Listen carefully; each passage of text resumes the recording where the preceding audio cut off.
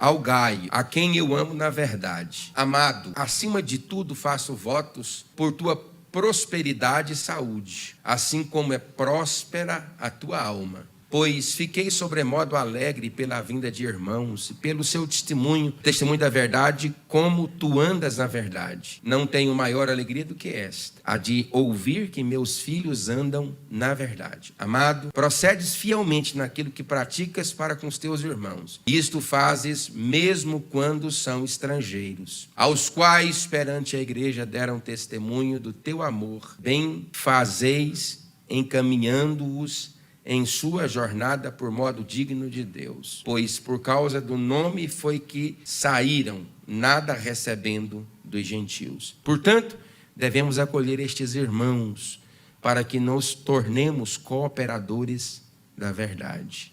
Você tem aqui a presença de 3 indivíduos nessa epístola. Você tem a presença de Gaio, você tem a presença de Diófetres e você tem a presença de Demétrio.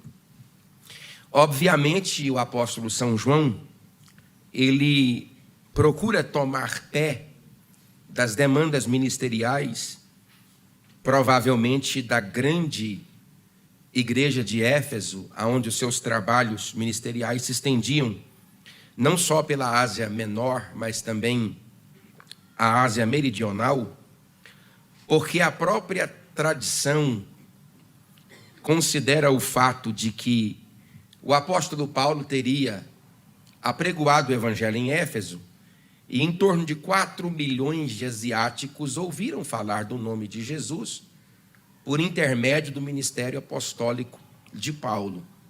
Isso pode ser facilmente percebido quando você abre a Bíblia Sagrada para ver o auto da terceira expedição missionária na cidade de Éfeso, a partir do capítulo 18, 19 e 20 de Atos dos Apóstolos. Os concílios governamentais da Ásia Menor e Meridional se reuniram em Éfeso para tentar silenciar a voz apostólica de Paulo, temendo que o grande templo da deusa Ártemis, popularmente conhecida como Diana, viesse à bancarrota por causa da pregação de Paulo. Quando João sai da prisão, provavelmente 30 anos depois, a igreja está sofrendo uma forte crise de identidade apostólica, de identidade congregacional e de identidade relacional. Foi para isto que Deus levantou a última voz apostólica neotestamentária, o nosso querido e amado irmão João, para escrever não só o evangelho, que faz bojo convergente com as 3 epístolas, mas também o livro do Apocalipse, como sendo o último livro escrito do Novo Testamento. As 3 epístolas de João, juntamente com o Evangelho, podem e devem ser lidos juntos, porque o Evangelho de São João traz uma perspectiva muito mais voltada nas doutrinas por trás de cada milagre do que propriamente na característica de divulgação do Evangelho. Logo, João tem uma tendência muito mais doutrinária no que se refere aos grandes postulados da soteriologia, da cristologia, da eclesiologia e das doutrinas básicas da nossa fé, e que só foram evidenciadas como ortodoxia a partir do Concílio de Nicéia em 325, mas que já podem rastros doutrinários dessas verdades, mais tarde salientadas, percebidas aqui neste texto. O que João está fazendo é orientando um indivíduo que se chama Gaio. Ele está tendo problema com outro pastor que se chama Diófetres. E é interessante que, para fazer essa orientação, o apóstolo São João toma o exemplo de Demétrio.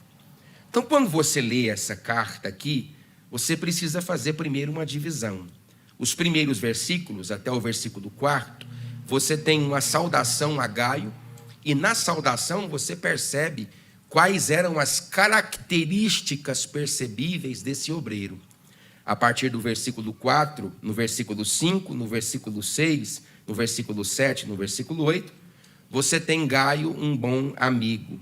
No versículo 9, você vê o comportamento de Demétrio em relação ao de Diótrefes, como exemplo a Gaio. É o que João está dizendo. E no versículo 11, até o final, você tem o último conselho de João a Gaio e as suas considerações finais. Antes de adentrarmos no texto, eu tenho aqui 3 características básicas deste servo de Deus chamado Gaio. Primeiro, que ele era um homem amado. A Bíblia vai dizer que o próprio presbítero João, ao chamar o nome Gaio, ele chama amado Gaio. É a relação que João tem com ele. E é interessante que nós não temos uma certeza prévia de qual Gaio é este, porque existem pelo menos outros 2 Gaios sendo mencionados na Bíblia. Você tem esse Gaio, discípulo de João, você tem o Gaio lá da região da Macedônia, que você pode perceber a narração de sua história em Atos dos Apóstolos, capítulo 19 e versículo 29. A região greco-macedônia são as regiões que compreendem as cidades de Anfípolis, Apolônia, Filipos, Tessalônica e Bereia. E você tem um outro Gaio na região da Galácia do Sul, provavelmente da cidade de Derbe, e você encontra registros deste em Atos dos Apóstolos, capítulo 20, versículo 4.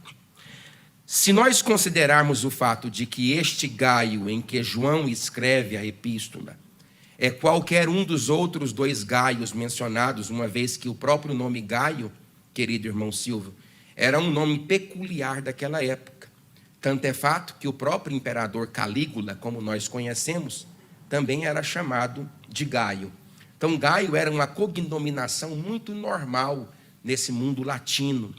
Então, nós não temos a certeza de que Gaio de Atos dos Apóstolos, capítulo 19, Atos dos Apóstolos, capítulo 20, e a terceira epístola de São João são a mesma pessoa. Se for, eu tenho aqui 3 características. Primeiro, que ele era amado.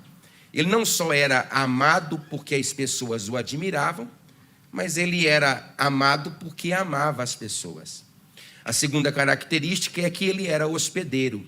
É curioso o fato, pastora Daniele, que tanto este Gaio como o Gaio de Atos, capítulo 19, versículo 29, possui as mesmas adjetivações no seu nome.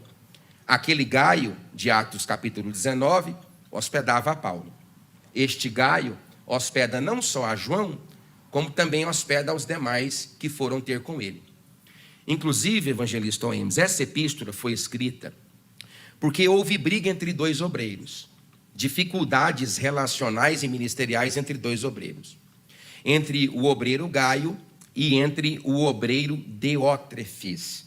O problema era o seguinte: João fez uma grande expedição missionária na expectativa de que novos irmãos fossem enviados a estas regiões para pregar o evangelho, e estes irmãos não foram recebidos por Diótrefes. Este obreiro, rejeitou estas pessoas. Mas quando esses obreiros caíram na congregação que era liderada por Gaio, Gaio os abraçou de forma muito voluntária e espontânea. Quando estes irmãos saíram da casa de Gaio, eles foram até João, provavelmente na cidade de Éfeso, trazer para João um relatório de suas experiências. E eles disseram: nós não fomos recebidos por Diótrefes porque ele nos rejeitou, porque rejeita a ti teus ensinos. Mas fomos cuidados, abraçados e amados por Gaio. Então, por causa dessa informação, foi que João escreve a sua terceira epístola, endereçando a Gaio, o obreiro obediente. Então, se Gaio é amado e hospedeiro, ele também é veterano. E isso é claro que eu estou considerando o fato de que Gaio fosse o indivíduo mencionado pelo apóstolo São Paulo, ou em companhia do apóstolo São Paulo, conforme Lucas registrou, ou no capítulo 19, a partir do versículo 29, ou no capítulo 20, a partir do versículo 4.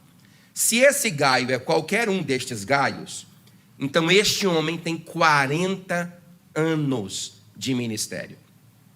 Não é um obreiro criança, não é um obreiro de identificação imatura, é um obreiro que conhece os tratos, os ditames e as dificuldades da obra. Logo na saudação aqui, pastor Luiz, eu tenho aqui algumas verdades que eu quero compartilhar com os irmãos de forma muito natural. Hoje eu quero ser bem natural nestas verdades. João escreve assim: ao presbítero, ao amado Gaio, a quem eu amo na verdade. Aí ele faz uma oração. Amado, acima de tudo, faço votos por tua prosperidade e saúde, assim como prospera a sua alma. Eu não vou falar sobre isso, não é a voga, não é o fulcro dessa mensagem, mas eu gosto como João faz a harmonia entre prosperidade espiritual e prosperidade material. É muito interessante nós termos a prosperidade material sendo mentoreada pela prosperidade espiritual.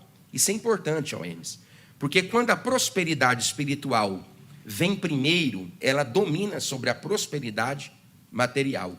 Quando a espiritual vem primeiro, ela domina sobre a material. Geralmente, quando a prosperidade material vem sem a aquiescência da espiritual, esta domina esta. Fica um cidadão avarento, rancoroso, não liberal, com profundas dificuldades de compartilhar as bênçãos. Então João está dizendo assim: olha, eu conheço a sua espiritualidade, sei que tu és espiritual, sei que tu és um homem extraordinário diante de Deus, e a minha oração é que você seja, diante dos homens, bem como com as suas posses e com a sua saúde, o que você é na vida espiritual. Eu gosto dessa relação de equilíbrio que nós devemos buscar quando nós formos orar, abençoando as pessoas. Mas não é sobre isso que eu vou falar. Aí ele diz: pois fiquei sobremodo alegre pela vinda de irmãos e pelo seu testemunho da verdade, como tu andas na verdade, não tenho maior alegria do que esta, a de ouvir que os meus filhos andam na verdade. 3 coisas aqui são básicas. A primeira eu falo para você: as pessoas nos observam. Essa é a primeira coisa que você tem que entender nesse texto. As pessoas nos observam. Elas observam o modo como a gente se veste. Você está me ouvindo, irmão? Diga amém.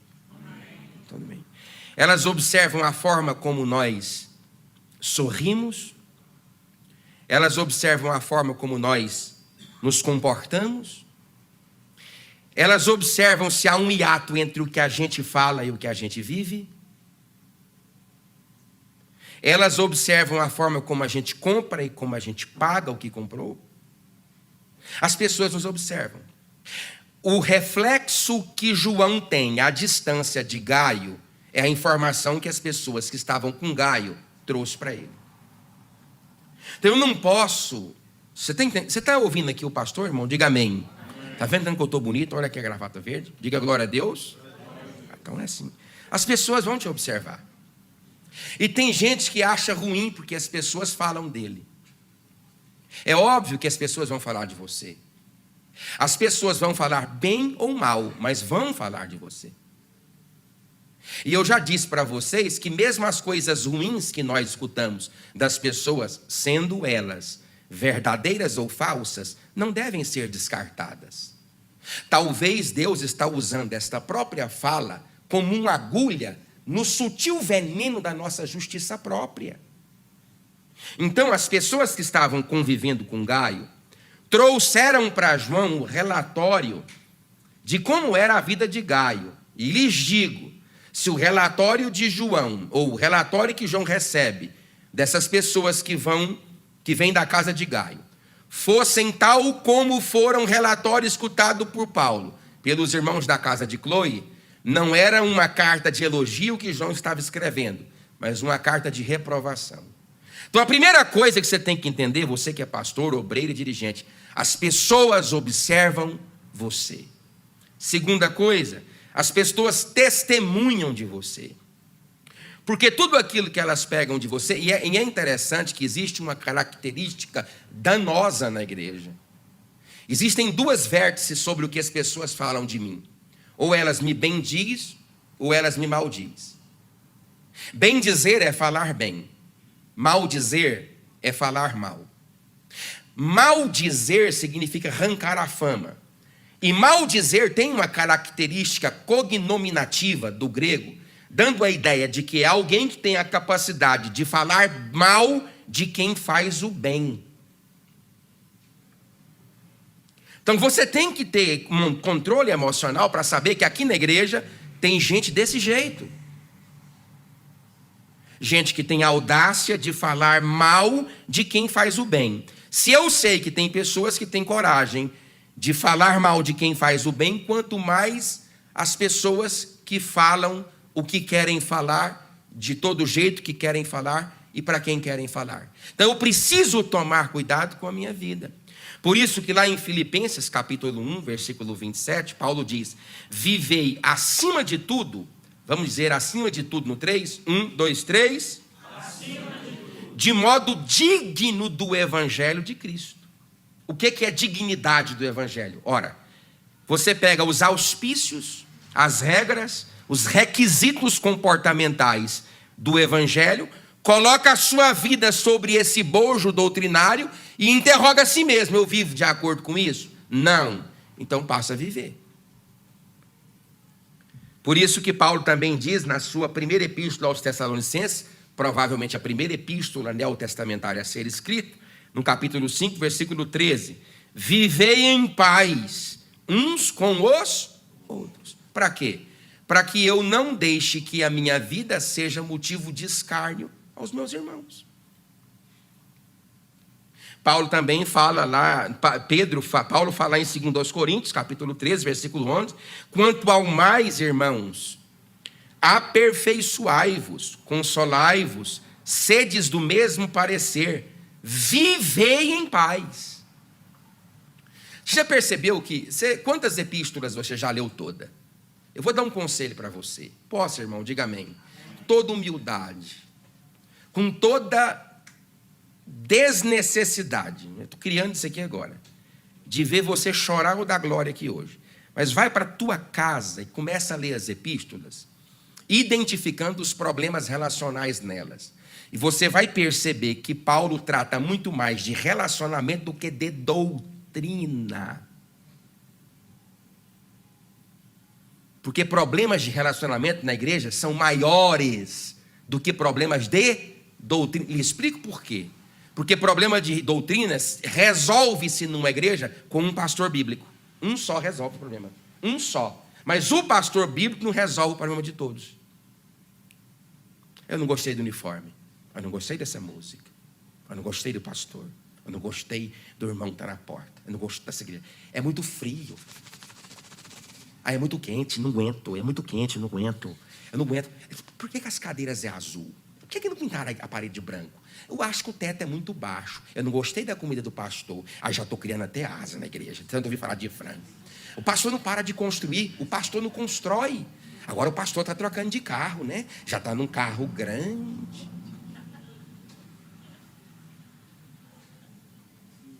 Eu me lembro quando eu saí de um Ford Ka para um Corcel 2, 1980, que eu parei na porta da igreja, uma irmã falou assim: meu Deus, pastor já enricou. Que ela mediu o carro pelo tamanho. Se eu chegar lá então aqui de Lada, como é o nome daquele carro? OEMS, aquele comprido, não cabe aqui não, de Lada aqui não. Um Landau, eu estou perdido. Então, você está entendendo? Diga amém. Terceira verdade: a forma como andamos é o testemunho de que as pessoas propagam. Então João recebe o histórico, vocês estão ouvindo, irmão? Diga glória a Deus. Trazido pelos irmãos que conviveram com Gaio. Viram Gaio vestir, andar, falar, professar, conviver. Então, o que as pessoas levam acerca de mim? A forma como eu ando.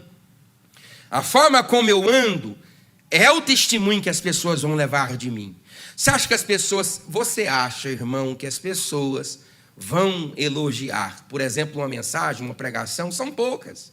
As pessoas que me elogiam a partir da minha querigma, da pregação, são pouquíssimas. Geralmente pessoas que gostam de um autoexame das Escrituras. Mas no demais, o elogio que mais sai de mim, tal qual é o elogio que menos sai de mim. Ou seja, as críticas. É a forma como eu me comporto. Como que eu te trato? Como que você me trata?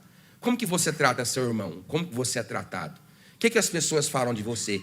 É estas coisas que se vai. E outra coisa, a reputação de alguém é a única coisa que se recusa a ser enterrada com o seu morto. Ela sempre volta para casa com os que choram. Está entendido, irmão? Diga amém. Então agora vamos falar de Gaio, que eu estou doido para chegar aqui no Diótrefes. Olha aqui, amado, procedes fielmente naquilo que pratica para com os irmãos. Isto faze mesmo quando são estrangeiros, aos quais perante a igreja deram testemunho do teu amor. Bem farás encaminhando-os a sua jornada por modo digno de Deus, pois por causa do nome foi que saíram, nada recebendo dos gentios, porquanto devemos acolher estes irmãos para nos tornarmos cooperadores do reino de Deus. 3 verdades. A primeira, atitudes ilibadas nos relacionamentos. Veja essa frase aqui, ó. Amado, procedes fielmente naquilo que praticas. Procede fielmente naquilo que praticas. Vamos lá no 3. 1, 2, 3. Procede fielmente naquilo que praticas. Então, o que Gaio tem? Atitudes ilibadas nos relacionamentos. Aí eu coloquei 3 coisas aqui, preste atenção, 3 coisas básicas, para que eu e você alcemos uma atitude ilibada no relacionamento. Primeiro, Gaio não cria falsas expectativas. Você já viu aquele tipo de gente, obreiro, pessoa, que o rótulo é maior do que o conteúdo? Que vive de estereótipos, que vive de propaganda, que a propaganda, por exemplo, você vai para um carro, aquela propaganda, você entra dentro do veículo e percebe que a propaganda é maior do que ele. Já percebeu que as grandes marcas, os seus rótulos são extremamente simples? Porque não vende rótulo, vende conteúdo. Para dizer, alguém aqui na igreja já viu a propaganda da Ferrari na televisão? Alguém já viu na televisão, compre uma Dodge Ram por 100 parcelas de 50 mil reais? Alguém já viu isso na televisão? Não. São produtos de elevadíssimo padrão, que não existe propaganda capaz de suprimir a qualidade deles. Então eles não vendem propaganda, eles vendem o produto. Coisa boa é o obreiro assim. Você olha para ele, você não dá nada, mas o bicho é pancada de dar em doido. De dar em doidão, de dar em demônio. É preparado, é humilde, é polivalente, é disponível. Tem prazer pelas coisas de Deus.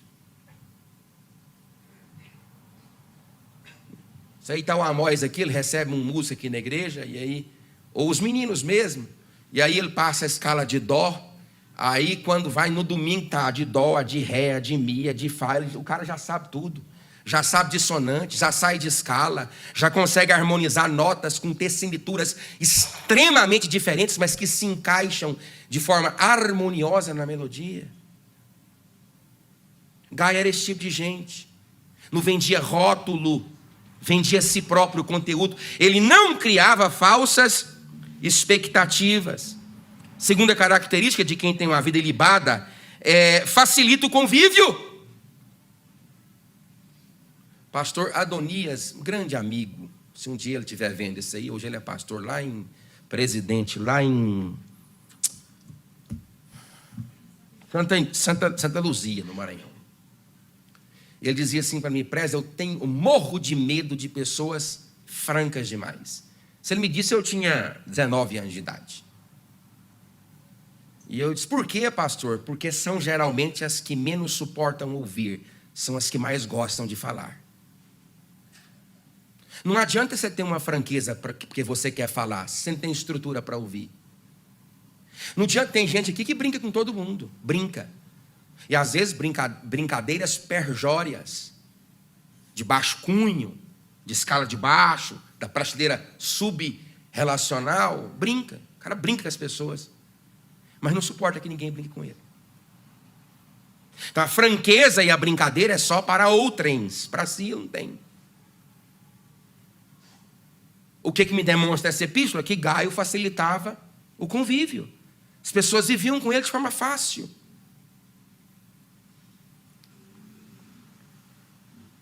Eu já passei de tudo, sabe? Quer dizer, não, me perdoe, Senhor, não me fulmine aqui em cima. Não passei nada, mas eu já vi algumas coisas. Eu já vi tanta coisa, que eu, por exemplo, né, chegou a época de festa, obviamente, muito mais irmãs, muito mais, acho que umas quase 400 no campo todo, que eu compus a música, porque eu não aguentava mais, essa eu não quero, essa eu não gosto. Eu escolhi a roupa. Bom, foi o pastor que escolheu, irmão, está aí a roupa. Porque tudo é motivo de confusão. Mas aqui não, aqui todo mundo, meu Deus, sustenta essas asas debaixo desse pano, irmão, que eu estou vendo tudinho daqui. A pessoa não facilita o convívio, sabe? Ah, eu não gosto da comida. Ah, eu não gosto dessa rua, eu não gosto desse cômodo, eu não gosto disso aqui, eu não gosto dessa igreja, eu não gosto de nada, é muito caro. Para com isso, irmão. Irmão, tanto que é bom viver em paz. É igual a mulher dentro de casa que é goteira. Olha onde eu estou entrando. Goteira na cabeça do marido o tempo todo. Ninguém aguenta. Ninguém aguenta uma mulher rixosa dentro de casa. Murmura por tudo, reclama com tudo. Ninguém aguenta esse tipo de gente. A pessoa não facilita a vida. Terceira, cara, vamos sair disso aqui? Vamos. Constrói pontes. Tem gente que destrói pontes. Então, Gaio é um indivíduo que não cria falsas expectativas, ele facilita o convívio e ele constrói pontes, ele não destrói pontes. Eu vou te falar porque eu sou sua amiga. Mentira! E se você é amiga e fala por engano, tire esse engano da sua boca. A Bíblia diz que aquele que preserva, aquele que guarda o segredo, preserva os maiores amigos. Mas o que traz o assunto à baila separa as maiores amizades. Repita comigo, irmãos. Toda igreja que é família é problema. Inclusive, a gente, nessa época de 97, 98, os pastores diziam assim: eu conheço uma igreja boa de se lidar quando acaba o culto. E eu, está gravando, né? Essas coisas não pode estar falando. E eu, mas o que tem a ver acaba o culto? Esse pastor, acaba o culto, irmão Presley. Povo, vai embora, igreja boa. Isso ele dizia. Agora, acaba o culto, fica tudo na igreja, a igreja é complicada. Não significa, vocês estão ouvindo o pastor? Diga amém. Olha a camisa minha, que é bonita, irmão. Camisa verde. Vocês estão me ouvindo? Diga amém. Não significa que uma igreja que se relaciona é ruim. Mas, obviamente, irmão Márcio, ela vai dar mais problemas. Porque as pessoas são irmãs na igreja. São irmãos na igreja. São primos na igreja. São tios na igreja. Gente que fala de gente. Aí vem assunto de cabelo. Vem assunto de olho. Vem assunto de roupa. Vem assunto de sandália. Vem assunto de som. De frio. De calor. Porque as pessoas... E outra... Não sou Aristóteles que disse. Não sou eu que estou dizendo. Pelo amor de Deus, guardai-me a mim mesmo como vosso pastor. Mas ele diz. Se não foi ele, eu corrijo na semana que vem. Diz o seguinte, e no vídeo eu corrijo aqui embaixo, tá bom? Eu vou procurar saber do seguinte. Pessoas extraordinárias discutem projetos. Pessoas inteligentes discutem acontecimentos. Pessoas tolas discutem pessoas.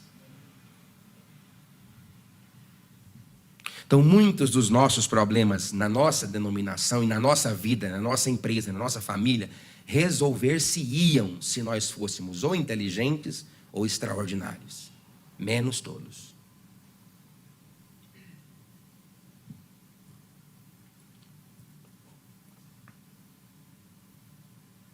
Dá para escutar os mosquitos aqui, né?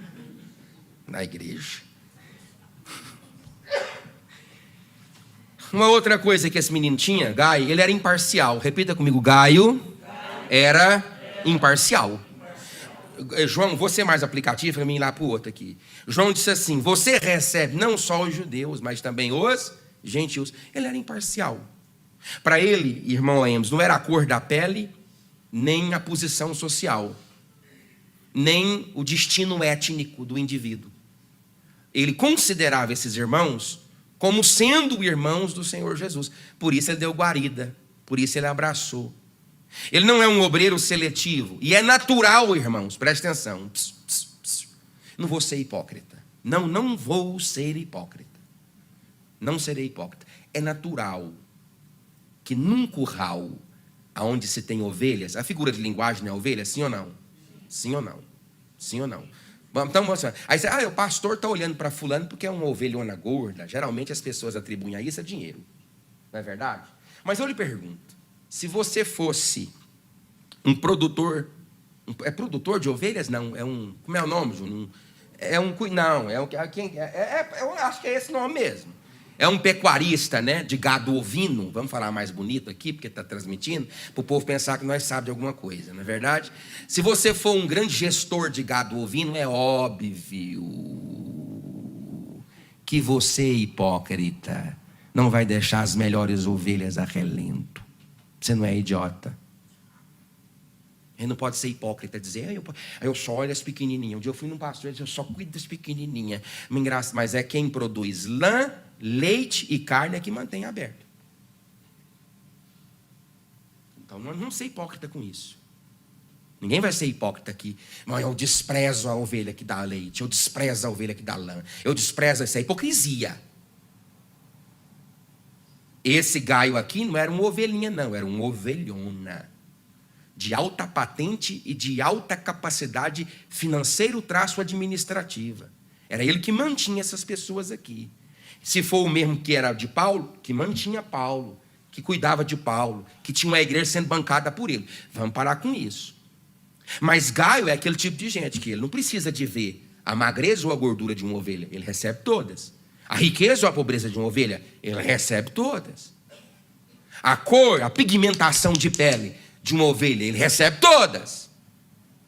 Então, ele não era um obreiro seletivo, ele tinha imparcialidade. Olha aqui, ó. E isto fazem mesmo quando são estrangeiros, aos quais perante a igreja deram testemunho do teu amor. Repita comigo. Eles eram estrangeiros, mas crentes. Diga graças a Deus.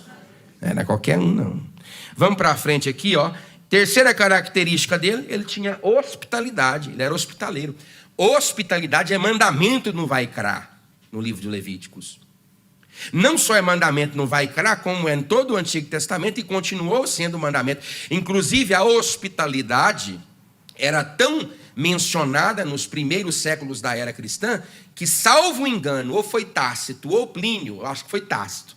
Foi Tácito, Carlos, o historiador romano do primeiro século da era cristã, que diz: os cristãos não só cuidam das suas viúvas, dos seus órfãos, como cuida também dos nossos, ainda que são pagãos. A hospitalidade era uma coisa normal. Tem gente, irmão, que você vai na casa dele, você não toma nem um café. Dá um café para esse irmão, rapaz. Com um café para esse irmão, rapaz. É minha mulher envergonhada que vocês têm. Existe essa palavra? Meu Deus, hoje eu estou tão assim que eu estou, né? E um dia eu vim de madrugada, pobre de marrede. Você não sabe de nada, não. Você não sabe de nada, não. Eu vim de madrugada lá na cidade de São Domingo do Azeitão, no Maranhão. Vocês sabem onde é que é isso? Vocês sabem? Quem sabe, diga amém. E eu cheio de um menino dentro do carro, e era de madrugada, e eu dirigindo o carro, para subir aquelas serras, era de primeira. Um dia eu estava subindo uma serra num Ford Ka com motor de 54 cavalos, que eu pensei assim, bem, se não subir de primeira, nós bota ré. E ela disse assim para mim, e dá certo, eu digo, ouvi dizer que a ré é a marcha mais forte do carro. Também nem sei se é a mais forte. E eu subindo, aí era de madrugada, eu passei na casa do pastor. Oh meu Deus, vou contar um testemunho, se ele ver um dia, rapaz. Não é o nome dele, bem? E aí, a missionária de Mei, que é o nome dela. E aí era de madrugada, eu bati na porta, assim, com uma batida bem assim, que eu não gosto de ficar batendo na porta da casa dos outros. E eu falei assim, se vocês abrirem, nós entramos para dormir, bem. Quando ele abriu, que ele ligou, ele já... Acorda, mulher, vai fazer janta, porque o príncipe de Deus chegou entre nós.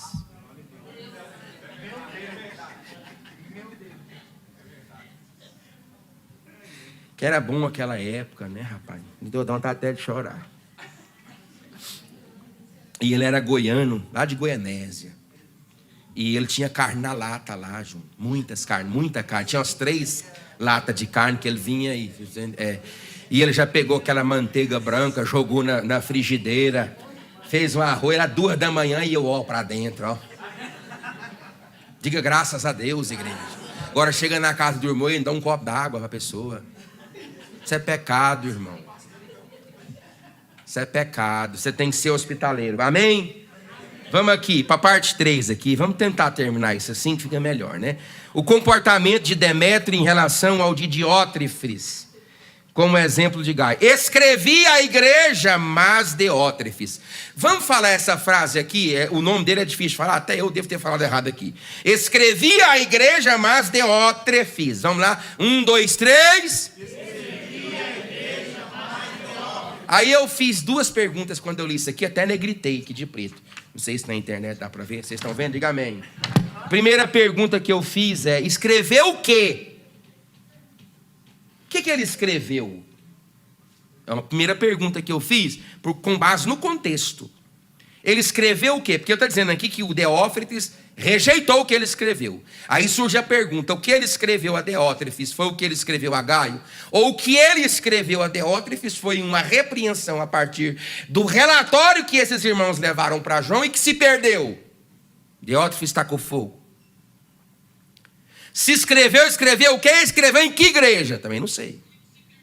Eu sei que a grande cidade de Éfeso, nos dias de Paulo, já tinham seus trabalhos esparramados pela região de Pérgamo, Sardes, Esmirna, Tiatira, Laodiceia, Colossos, Hierápolis e tantas outras que já tinham. Eu não sei qual era, e nem quem era esse pastor, mas esse homem sumiu com isso aí. Mas não é isso que eu quero falar, não, nada disso não. Eu vou dar aqui 6 características desse falso obreiro.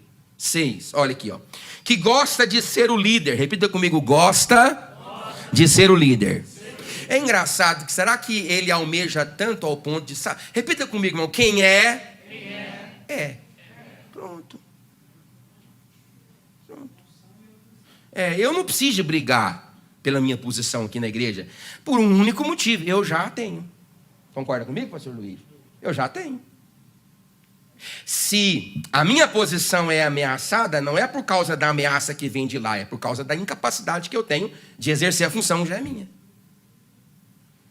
Eu não saio da minha cadeira, e cadeira aqui não é físico. Cadeira aqui é posicional. Sou pastor da igreja, condutor deste rebanho com as graças de Deus e pela direção do nosso campo em Formosa.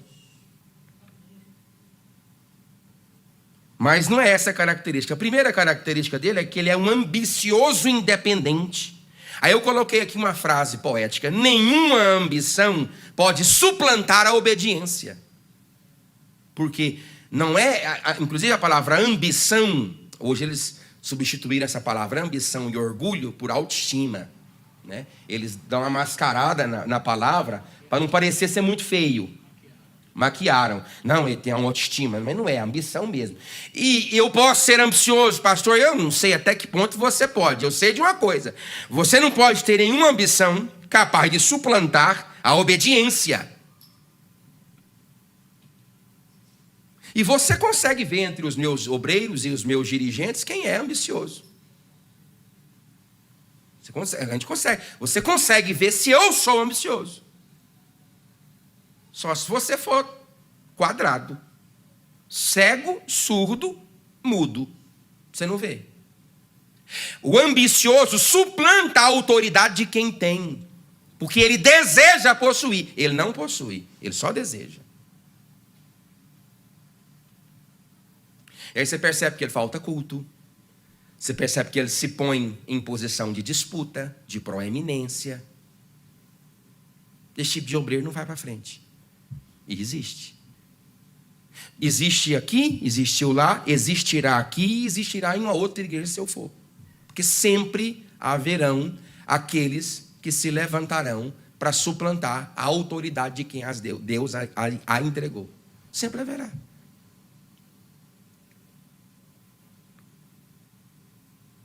Eu, por exemplo, vocês já perceberam, eu dou o silêncio por muita resposta. Eu não dou o privilégio a qualquer um que seja destes que suplantam ou tentam suplantar qualquer tipo de autoridade que me é conferida pelo Senhor Deus através do ministério, rebaixando-me ao ponto de degladiar por funções. Não faço isso. Então aqui eu coloquei: gosta de ser líder. Segunda característica: insubordinado e arrogante. Não consegue estender o braço da comunhão. Olha aqui, ó. Não nos recebeu. João está dizendo assim, ó, eu mandei gente para lá, mas ele não recebeu. Por quê? Porque ele é insubordinado. Ele recebeu a ordem de um pastor e ele não recebeu. Certamente não recebeu, eu sei, baseado na tradição, que ele não recebeu porque ele era contra a forma de administrar que João administrava a sua obra. Então ele tinha uma questão pessoal com o seu líder, que era o discípulo João. Então, por causa de uma questão pessoal e de uma supervalorização de si mesmo, desse fortíssimo desejo de gostar de ser aquilo que ele nunca foi e nunca será, ele não recebeu aqueles que João enviou. Ele disse, eu não recebo vocês. Não quero nem saber de vocês e nem gosto de quem mandou vocês. Ah, mas ele tem autoridade sobre você. Sim, mas eu não gosto dele. Ah, então quer dizer que para você obedecer o que nós lhe instruímos, você precisa gostar de quem lhe instruiu? Então você precisa concordar com 250% de tudo que eu falo para você me obedecer? Então eu estou perdido. Eu sou perdido.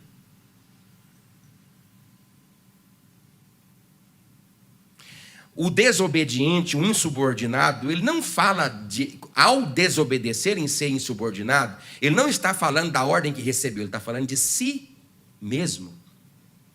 E não existe busca de perfeição que seja capaz de suplantar o coração de um insubordinado. Não existe. Caso contrário, o diabo não teria se levantado contra Deus, que ele é um ser perfeito. Então, se eu me levanto contra o pastor Marcivon, não é sobre o pastor Marcivon, nem sobre as suas ordens, nem sobre as demandas administrativas, não é sobre o que está fora de mim, é sobre eu mesmo. É sobre o demônio que existe em mim, transvestido de anjo. Simples assim. Eu não tenho dificuldade para obedecer. Nunca tive. Sinto, às vezes, dificuldades para cumprir uma determinada exigência de obediência.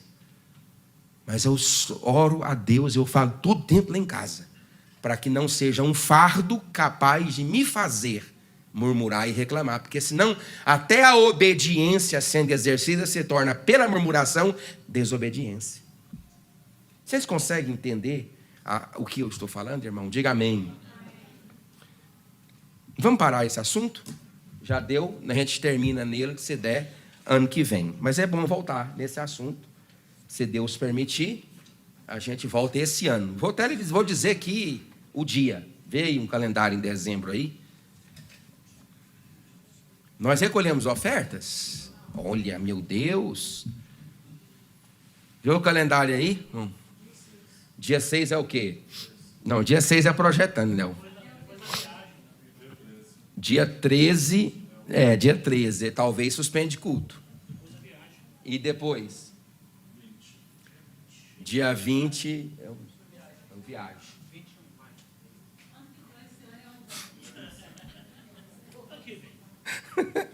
Eu queria terminar esse ano, João, mas vamos ver. Eu posso fazer muito, então não sei, 12 dias de culto seguido, difícil eu fazer só para o povo aqui da Subsede e gravar, mas é perigoso ficar só eu aqui. Só eu e os mosquitos. Não é tão diferente do clima de hoje, mas eu preciso dizer para a internet que tem uns 2 irmãos aqui dentro da igreja, né? Vamos recolher a oferta e os dízimos da casa do Senhor. Irmãos, contribua com o seu dízimo, com a sua oferta. Nós estamos fechando o mês, fechando com muito aperto. Essa marmita, por exemplo, eu ganhei toda ela. Ganhamos, né, Daniela? Toda ela. Ou não? Toda não. Toda a marmita. E nós gastamos quantos para fazer a marmita? 600 e pouco. Quanto que você recebeu? 800. Por isso que eu vou ir para o gabinete chorar com você. Eu ganhei 600, comprei o produto e recebi 800. Aí compensa, pastor Roberto? O trabalho doido que a gente tem.